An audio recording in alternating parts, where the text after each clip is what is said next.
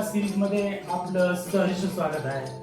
आज आपण कवितेचा 13वा भाग बघणार आहोत आणि 13व्या भागामध्ये एक सुंदरशी अशी गझल कविता आपण घेऊन येत आहोत। आणि ती घेऊन येण्याआधी चॅनलला तुम्ही सबस्क्राईब करा, लाईक करा, कमेंट करा आणि बेल आयकॉन बटन दाबायला विसरू नका। चला तर मग लवकरच आपण कविता सादर करूया। तिचं शीर्षक आहे शेतकरी। तू रूपवंती, तुझ्याकडे नजाकत बेशुमार आहे। मी शेतकरी, माझ्याकडे मशागत बेशुमार आहे। तू रूपवंती, तुझ्याकडे नजाकत बेशुमार आहे। मी शेतकरी, माझ्याकडे मशागत बेशुमार आहे। कळवून होकार आता तिने तो शेतकरी निवडला। कळवून होकार आता तिने तो शेतकरी निवडला। डॉक्टर इंजिनियर थप्पीला पडून बेशुमार आहे। तू रूपवंती, तुझ्याकडे नजाकत बेशुमार आहे। मी शेतकरी, माझ्याकडे मशागत बेशुमार आहे। नाजूक हातात त्या खुरपे मुळीच देणार नाही। नाजूक हातात तुझ्या खुरपे मी मुळीच देणार नाही। लॅपटॉप घेऊन शेती कर, तंत्रज्ञान बेशुमार आहे। तू रूपवंती, तुझ्याकडे नजाकत बेशुमार आहे। मी शेतकरी, माझ्याकडे मशागत बेशुमार आहे। दानत नको बघूस राणी, काय लागते सांग फक्त। दानत नको बघूस राणी, काय लागते सांग फक्त। कारण इकली जरी एकर भर, मागे बेशुमार आहे। तू रूपवंती, तुझ्याकडे नजाकत बेशुमार आहे। मी शेतकरी, माझ्याकडे मशागत बेशुमार आहे। बरेच लोक घरात माझ्या, खटला माझा मोठा आहे। बरेच लोक घरात माझ्या, खटला माझा मोठा आहे। तू लाव जीव त्यांना, त्यांच्याकडे प्रेम बेशुमार आहे। तू रूपवंती, तुझ्याकडे नजाकत बेशुमार आहे। मी शेतकरी, माझ्याकडे मशागत बेशुमार आहे। आणि शेवटी, काळी आई मंदिर माझं आणि द्राक्ष बाग देव माझा। काळी आई मंदिर माझं आणि द्राक्ष बाग देव माझा। उजला देव जर तो, मग देतो किती बेशुमार आहे। तू रूपवंती, तुझ्याकडे नजाकत बेशुमार आहे। आणि मी शेतकरी, माझ्याकडे मशागत बेशुमार आहे। मशागत बेशुमार आहे। धन्यवाद।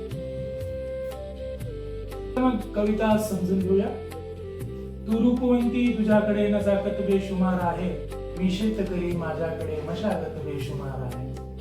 तू रूपवंती आहे, तुझ्याकडे नजाकत आहे, तुझ्याकडे बऱ्याच साऱ्या काही गोष्टी आहेत, परंतु मी फक्त शेतकरी आहे आणि माझ्याकडे मशागत खूप आहे, काम खूप आहे, असं आहे व त्यानंतर कळवून होकार आता तिने तो शेतकरी निवडला। डॉक्टर इंजिनियर थप्पीला पडून बेशुमार आहे। आता तिला जाणवलं असेल की डॉक्टर जरी बघितला तरी त्याच्याकडे पेशंट नसते किंवा कोणता तरी तिने एक विचार केला असेल इंजिनियरचा, डॉक्टरचा, आणि शेतकऱ्याला हुकार केलेला आहे। आणि आता हल्लीकडे तर शेतकऱ्याकडे हुकार आता मुलींचा जास्त आहे। नाजूक हातात तुझ्या खुरपे मुळीच देणार नाही।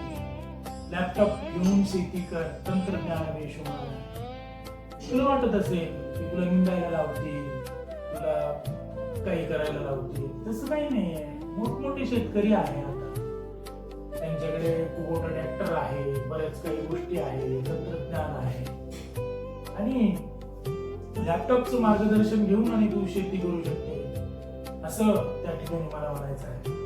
दानत नको बघूस, काय लागते फक्त सांग। शेतकऱ्याचा नाद कोणी करत नाही।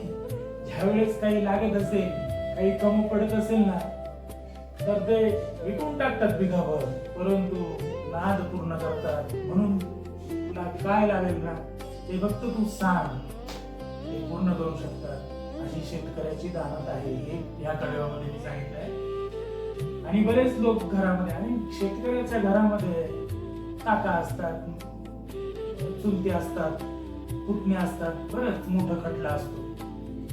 आणि तिथे लाव ना तू, लग्न झालंच तर प्रेम कर त्यांच्यावरती आणि ते पण तुझ्यावरती प्रेम बेशुमार करतील, नाही का?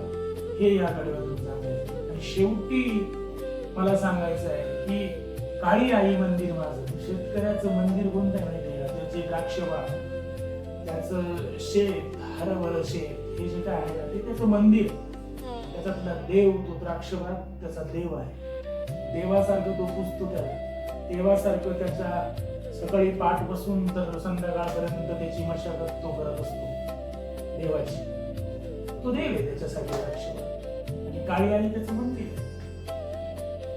आणि पूजला देव जर तो मग देतो किती बेशुमार. आणि चांगला जर बाग काढला, चांगली निगा घेतली, आणि द्राक्षाचं उत्पन्न किती असतं, कोट्यवधी उत्पन्न घेणारे शेतकरी देखील आहे. म्हणून शेतकरी हा फक्त मशागत करणारा नाही आहे. आजचा शेतकरी, नवीन शेतकरी, तरुण शेतकरी आज बुद्धिमान आहे. तंत्रज्ञानाला सोबत घेऊन तो शेती करतोय आणि उत्तमात उत्तम शेती करून तो उत्तमात उत्तम उत्पन्न कमवतोय. म्हणून मुलींनी शेतकऱ्याबरोबर लग्न करणं काही अयोग्य नाहीये. आपण म्हणतो की डॉक्टर पाहिजे, इंजिनियर पाहिजे किंवा व्यावसायिक पाहिजे, परंतु शेतकरी हा राजा होता, राजा राहणार आणि राजाच राहणार. म्हणून या ठिकाणी ही जी काही कविता आहे ही तुम्हाला आवडली असेल हे मी सांगतो आणि इथे थांबतो. अशा प्रकारे ह्या कवितेसोबत आपला 13वा भाग इथेच संपतोय. लवकरच भेटूया आपण 14व्या भागामध्ये. धन्यवाद.